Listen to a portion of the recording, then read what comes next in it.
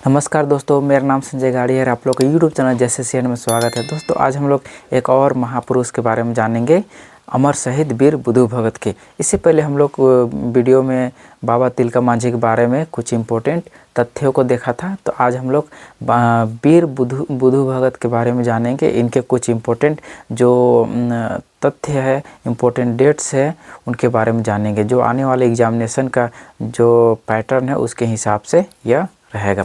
तो चलिए देर न करते हुए वीडियो को स्टार्ट करते हैं। अगर आप लोग इस चैनल पर नए हैं तो वीडियो को लाइक करें और चैनल को सब्सक्राइब करना ना भूलें और अपने दोस्तों से भी शेयर कीजिए ताकि इस छोटे से परिवार को बड़ा किया जा सकता है। चलिए देर ना करते हुए वीडियो पे चलते हैं। तो जैसा कि आप लोग स्क्रीन पे देख पा रहे हैं, आज हम लोग बात करने वाले हैं अमर शहीद वीर बुधु भगत के। यह सीरीज है जो जिस नेट का जो 10th यूनिट है झारखंड के महापुरुष, उसका दूसरा वीडियो है।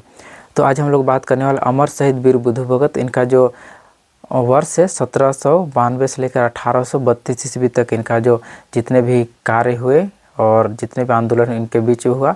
तो इनका जन्म हुआ था 17 फरवरी 1792 ईस्वी को रांची जिले के चान्हो प्रखंड और गांव क्या सिलागाई गांव में हुआ था।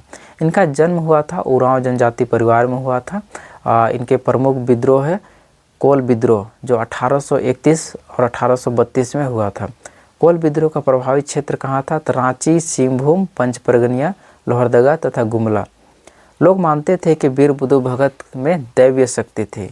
भगत के नेतृत्व में जनजातीय एवं मूलवासी लोग ब्रिटिश शासन तथा अंग्रेजों एवं जमींदारों के विरुद्ध संघर्ष छेड़ दिया था। जितने भी झारखंड के महापुरुष आंदोलनकारी के बारे में अगर देखते हैं तो अधिकतर ने अपनी लड़ाई लोगों की भलाई के लिए, अपने जल जंगल और ज़मीन की सुरक्षा के लिए ही उन्होंने इस संघर्ष किया था। वीर बुधु भगत के व्यापक प्रभाव इनके जो क्षेत्र थे चोरिया, नगड़ी, टीको, सिलागाई तथा पिठोरिया से लगभग 20 मील के अंतर्गत के गाँव में दिखा गया था। बुधु भगत की सेना जंगलों में छिपकर उन पर तीर से हमला करते थे और जंगलों में छिप जाते थे, क्योंकि जाहिर सी बात है कि जो वीर बुधु भगत थे उनकी सेना थोड़ी कम थी और अंग्रेज़ों की तादाद बहुत ज़्यादा थे सैनिकों में। तो वह छुपकर हमला करते थे। गोरिल्ला युद्ध में वो दक्ष थे, इसलिए वो हमला करते थे और जंगलों में छुप जाते थे, जिससे अंग्रेज़ों को बहुत काफ़ी हानि उठानी पड़ी थी। यहाँ तक कि उनको भागना भी बहुत से युद्ध में उनसे पराजित भी होना पड़ा था। 10 फरवरी 1832 ईस्वी को कप्तान इम्फे की सेना टीको पहुँची। जो इनके जो युद्ध हुआ था वीर बुधु भगत और जो अंग्रेजी कैप्टन कौन थे? तो कैप्टन इम्पे थे। तो ये भी याद रखना है कि सेना टीको पहुंची, जहां 4000 विद्रोहियों ने उनका डटकर मुकाबला किया, किंतु अंग्रेजी सेना के गोला बारूद के सामने तीर, तलवार और टांगी ठहर ना सकी। आप लोग दोस्तों इमेजिन कीजिए कि आपके पास केवल पारंपरिक हथियार है, तीर धनुष है, टांगी है, तो आप कैसे युद्ध कर सकते हैं? जिनके पास गोला बारूद है वो दूर से ही वो लोग हमला कर रहा है, और तीर धनुष और टांगी तलवार के लिए आपको सामने से हमला करना पड़ता है। इस वजह से हमारे जो जितने भी आंदोलन हुए हैं, आंदोलनकारी थे जो अंग्रेज़ों के विरुद्ध युद्ध करते थे, वो उनका सबसे पराजय का सबसे बड़ा कारण यह भी था। लेकिन उनके हिम्मत की दात देनी पड़ेगी। वो लोग जानते थे कि हम लोग कमज़ोर हथियार से कमज़ोर है, लेकिन मन से और दृढ़ संकल्प से वो लोग बहुत ही धनी थे, जिसके वजह से अथक प्रयासों से हम लोग को आज़ादी मिला अभी। तो उनके भारी संख्या में विद्रोही वीरगति को प्राप्त हुए, अपनी जान न्यौछावर कर दिए। किनके लिए? तो अपने माटी के लिए। बुधु भगत ने सैन्य अड्डा चौंगारी पहाड़ की चोटी पर घने जंगलों के बीच में अवस्थित था। उनके जो सैनिक अड्डा थे कहाँ था? चौंगारी पहाड़ के चोटी पर थे। उसकी बैठक डुगडुगी पहाड़ में होती थी। ये भी याद रखना, डुगडुगी पहाड़ क्वेश्चन पूछे गए हैं बहुत बार।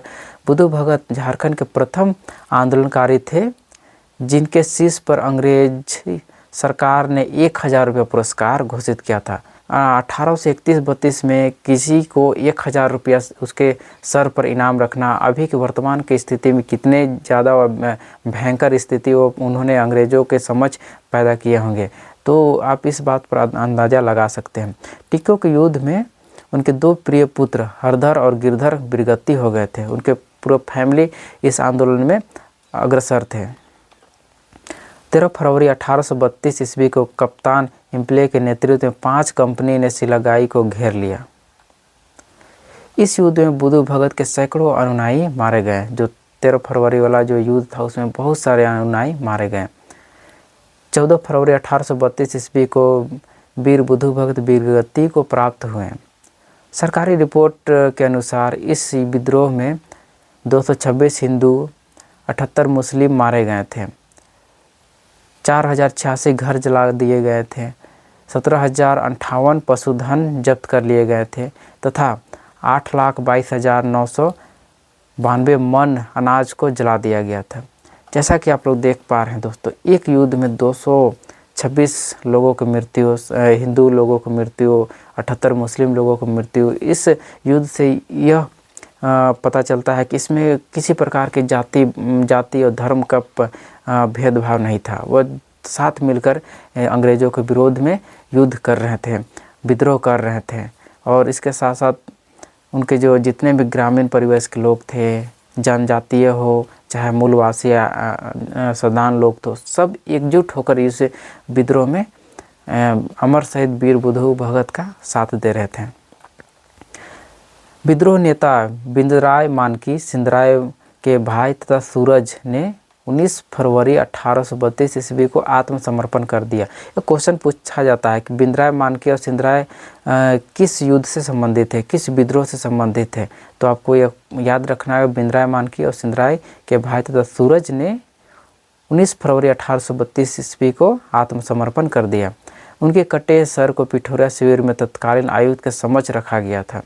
कहा जाता है कि वीर बुद्धू भगत के सर को काटकर पिठोरिया में जो अंग्रेज हुकूमत का जो शिविर था उसमें रखा गया था। उसे देखने के लिए हजारों के अनुयायी उन्हें देखने के लिए आए थे। इस विभत्स दृश्य की बंगाल हरका ने 29 फरवरी 1832 ईस्वी के अंक में कड़ी आलोचना की गई थी। आप विश्वास नहीं कीजिएगा कि यह कितनी दर्दनाक घटना थी कि अंग्रेज पत्रकार ने भी इस दृश्य को आलोचना किया था। तो आई होप दोस्तों, यह जो हम लोग वीर बुद्धू भगत के बारे में हम लोग पढ़े हुए जानकारी आप लोग को अच्छा लगा होगा। जानकारी अच्छा लगा तो वीडियो को लाइक करें और चैनल को सब्सक्राइब करें। और इसी प्रकार अब हम लोग अगले जो झारखंड के महापुरुष है उनके बारे में जानेंगे। तब तक के लिए जय हिंद।